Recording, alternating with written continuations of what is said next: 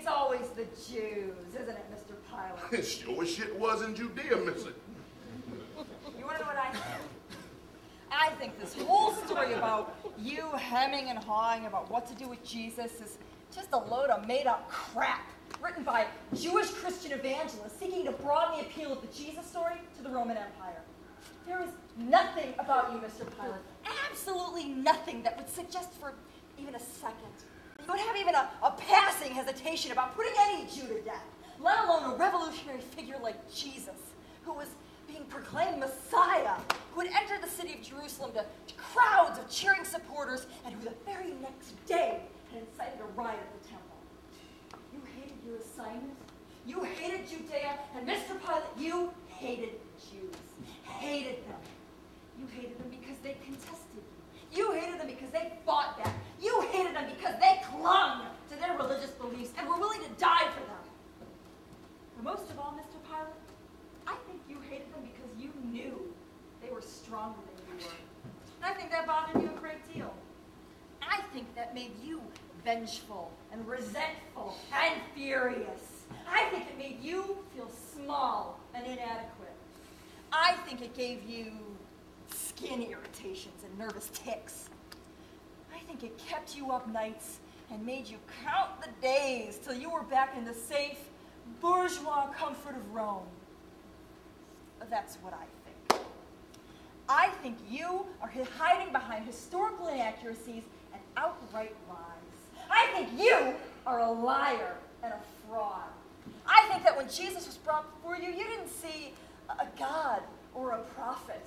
You didn't see an innocent or a lunatic. You didn't even see a human being.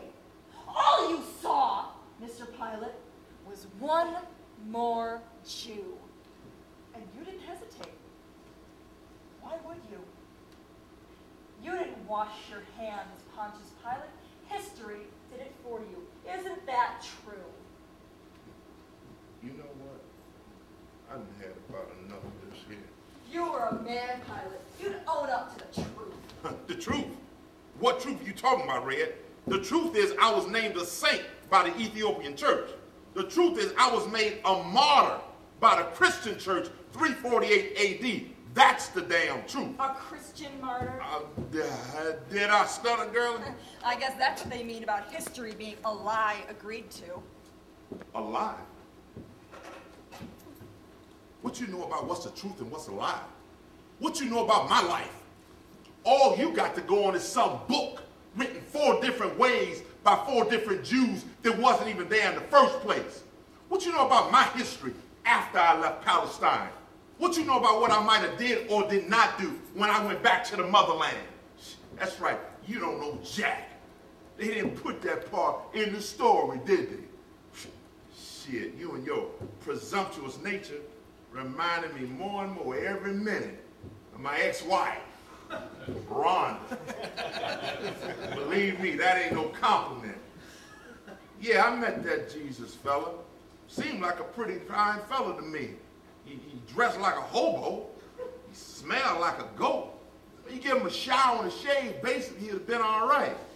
Another thing, unlike that Judas, that Nazareth boy had character. He didn't come to me begging and groveling and crying like a bitch. He came to me like a man, like a Roman almost. That impressed me. See, I was wanting to just have him clubbed in the head for a couple of hours, redirect his youthful energy. But them Jews wasn't having it. You can say what you want to think what you wanted. Them Jews was getting ready to pitch a fit if that Jesus boy hadn't been served up for lunch like chicken on a skillet.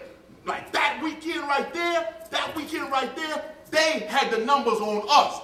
200,000 strong. Conversion on the city for their high holiday and ready to rumble at the drop. I did what I had to do to preserve the damn peace. Huh? Why? Because that was my job. That was my damn job, and I did my job. Now you gonna call me a liar? Huh? Question my veracity, my character. I'm a Roman lady, 100%. 24/7, we never close.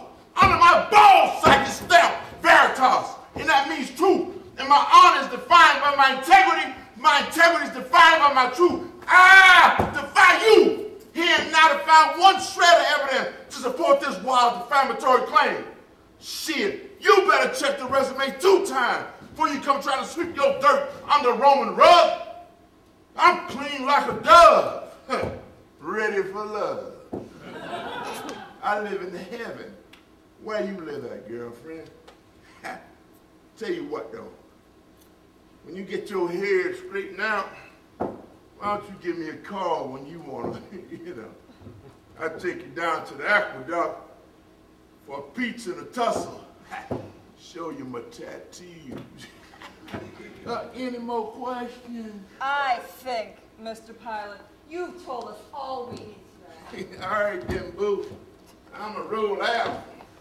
Work on my shout game. The witness is excused. Hail Caesar, baby. Your Excellency, Heggie Mano, one last question, if I may. Yeah, what's that? Yeah, I wonder if you would tell the court, Heggie, the following. If Judas Iscariot did indeed stop by your tent to recant, and I'm in no way saying that he did or he didn't. And by the way, the only gospel that says anything at all about Judas recanting is Matthew, so it's 3 against 1. And the one in question wasn't really a Greek, but a drunken Greek in a card cheat. But, be that as it may, when Judas Iscariot stopped by your tent to recant, and I'm not seeking a confirmation herewith, however, if the drunken Greek was miraculously correct and Judas Iscariot did indeed stop by your tent to recant and return the tarnished silver, did you get the sense or the impression, and this is really important, Heggie, did you get the sense or the impression that he was doing so out of a genuine sense of remorse and concern for Jesus, or was it out of a neck-saving fear, out of the dire consequences and eternal repercussions for his selling out of our just and right and true and exalted Lord and Savior, Jesus Christ, the divine Son of Man?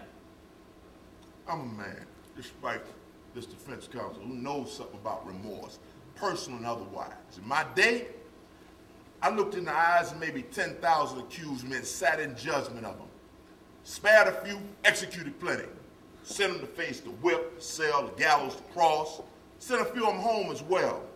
Remorse is rare, but when you see it, it's unmistakable. Judas Iscariot, no remorse. His fear left no room for it. His fear was 100% ego-driven, self-serving, 100% panic, 0% remorse. You believe nothing else. Believe that. Thank you. Thank you very much, Heggie.